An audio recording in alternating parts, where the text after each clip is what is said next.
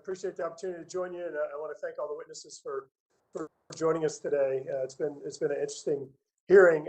Mr. Chairman, I want to throw out a few things.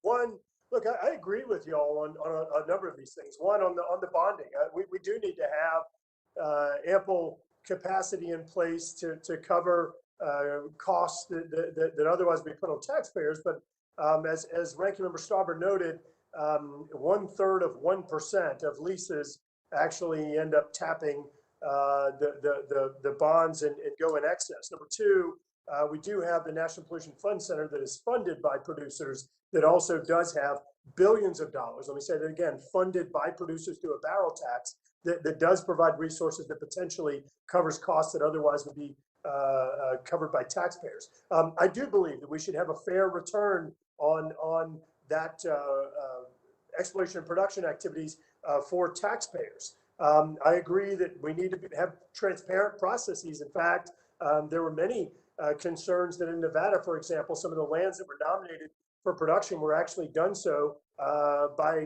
with nefarious purposes by environmental groups. They were opened up for leasing. I agree that we should work to try to capture the methane.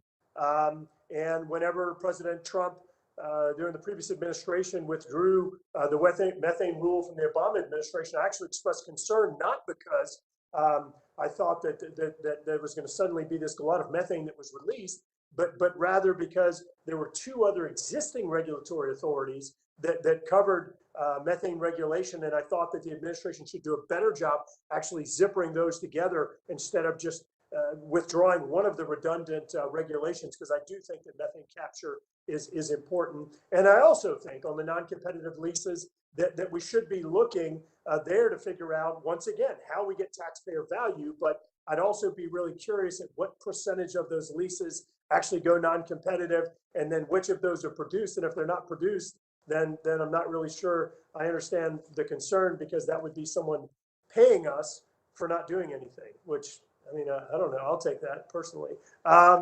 So let's go through a few of these. It was said earlier that we need to adjust royalty rates on federal lands for what we see in the private sector and on state lands. But at the same time, y'all are proposing multiple bills that would put many, many more burdens, regulatory burdens, on industry.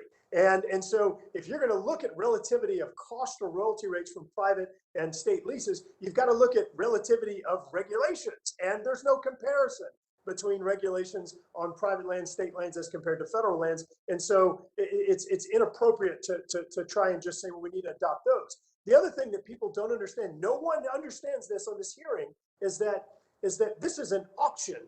These leases are gone, they go out by auction. Yes, the royalty rates is a static percentage, which I remind you, somebody said earlier, this hadn't been adjusted in years. It's a percentage. This is economics 101. You don't adjust percentages. They automatically adjust. This isn't a static figure. But the other thing is the bonus bids are an auction. So it is based upon value. In fact, the chair and I work together to try and get these bids online so we can recruit more bidders to create more competition. So there are better ways of doing this, and we're operating on a false set of facts here. In regard to flaring, I heard one of the other members say that for flaring, we could power X homes and save this much money. I want to remind you why in many cases we're not doing that. It's because you have opposed the infrastructure to be built, including in Colorado, where it is illegal or against city ordinances to have natural gas connections to homes. So careful what you say if we're going to be making decisions based upon facts here. I think it's really dangerous what some of the things that people are saying. Look, I just want to quickly turn to Mr. Murphy. Help me understand just kind of return on taxpayer investment if you're going to heap all these regulations on folks. What ultimately happens in the Gulf of Mexico? When we did deepwater royalty relief and reduced royalty rates, you saw a surge in taxpayer revenues. Tens of billions ultimately were received. So, Mr. Murphy, could you comment on that, please? Mr. Chairman, Congressman, thank you for the question, and that's exactly what we have seen before. You know, when people argue tax policy, for example, many times you say, well, let's increase the tax rate, we'll collect more revenue. And what we end up seeing is that that depresses the I don't know economy, about that. and so it doesn't really work out so well.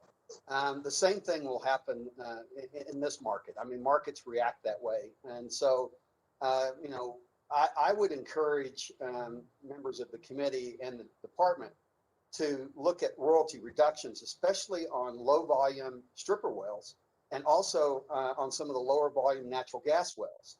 And so, and I'd also ask that perhaps they explore, if we're looking for new sources of revenue, that it at least ought to be the interdepartment review on the fees paid on the renewable projects, because we're not seeing any royalty rates on those.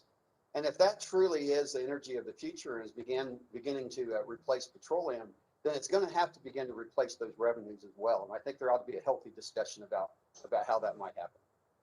Thank you, Mr. Chairman. I know I'm over time, but I'll yield back. But I just want to say, look, I would be more than happy to work with you all on some of these things, but I do think we need to work on a common set of facts. Yield back.